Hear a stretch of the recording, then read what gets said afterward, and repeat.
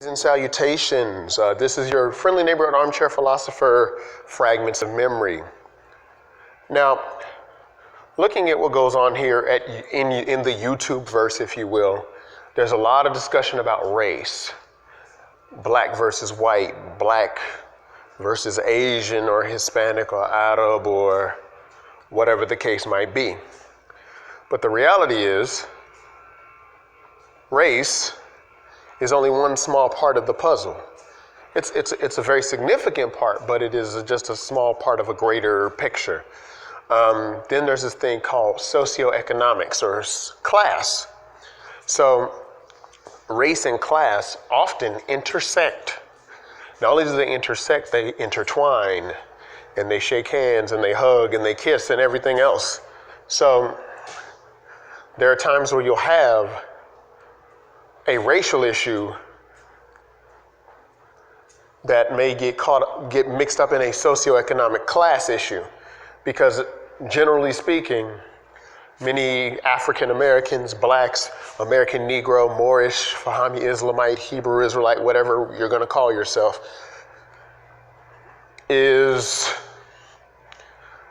we may be the ones that are subjected to poverty, more so than, let's say, white people.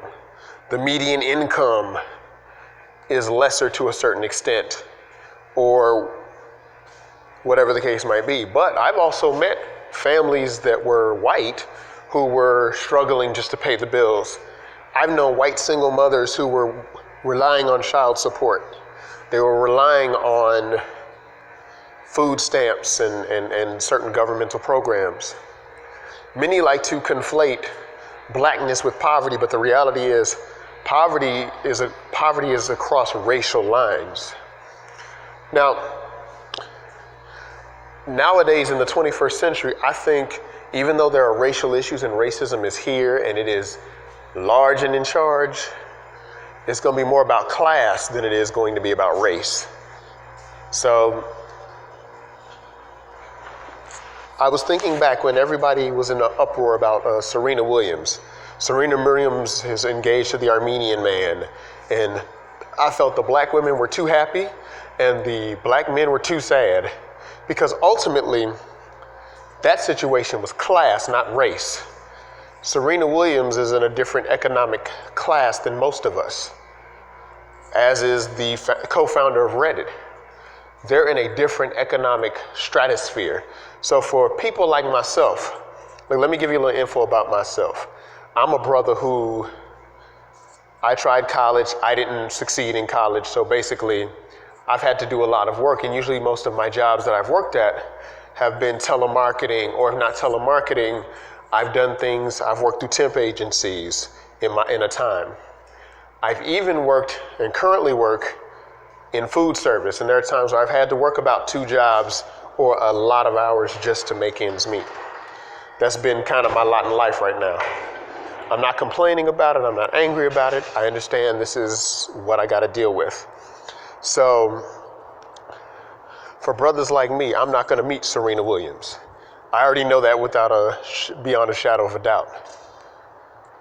I'm fortunate if I can play touchy-feely with the large bottom girl that works at Walmart. You know what I mean? So I know I'm not going to get the upper echelon type of lady, because there are those of us in the so-called black collective, black community, black amalgam, whatever you feel we are.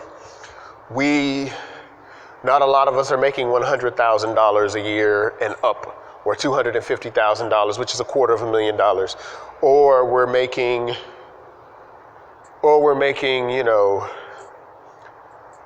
6 figures and some 7. There's only like a few in the upper echelon, where I'm a brother just on the ground floor. You can say I'm the everyman in a sense. Kind of like the character of Che in Andrew Lloyd Webber's Evita musical. Just basically the everyday guy whose feet are on the street. I'm not the thug, I'm not the gangbang, I'm not the underworld guy, I'm just the everyday guy going to work. I'm part of that service class. I pay my rent, I pay my bills, but I work a lot of hours just to make ends meet. So for me, I felt everybody lost their minds Same thing with the ladies who thought, oh, Serena Williams met this magical prince, or the thing with Sierra Russell. Excuse me, yes, Sierra Russell now. But when Sierra met that guy, and he took her in, even though she was a single mom. Well, ultimately, Sierra is still a woman of means. She's not the woman in the street corner. She's not the working woman that's working day to day and paycheck to paycheck. She's in an upper tax bracket, just like Russell Williams was, or Wilson, I'm not sure. But all the women tried to live vicariously through her, and I'm like, yes, there is a such thing as hypergamy. Yes, a woman can jump from class to class if she has the right beauty and charm. But let's keep it all the way real. You're not traveling in those circles.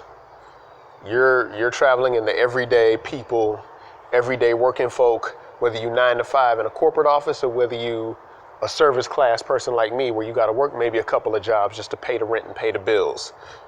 So don't get it twisted.